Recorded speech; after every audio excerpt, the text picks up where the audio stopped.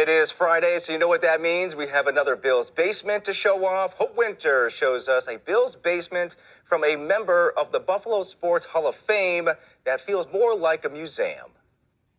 So it means a lot. It does. There's a lot of civic pride when you're talking Buffalo sports. From the War Memorial Stadium sign, a ticket from the very first Bills game, pieces of the odd, and even Norwood's jersey he wore during that wide right kick.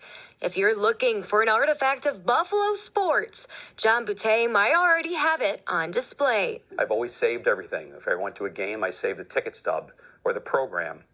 Or my father would buy me a pennant at the game and bring it home.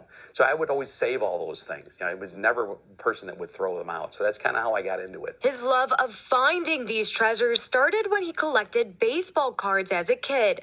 More than 50 years later, he's finding historic valuables online, in antique shops, garage and estate sales, and even just by word of mouth. He says his basement has something from every Buffalo team in history. History is very important in our society in general, and in Buffalo, especially with sports.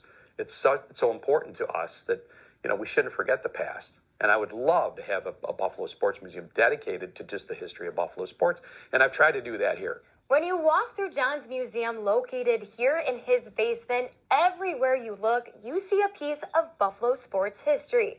And with every artifact comes a story that John loves to tell. So I'm a teacher, and it kind of ties into what I do for a living.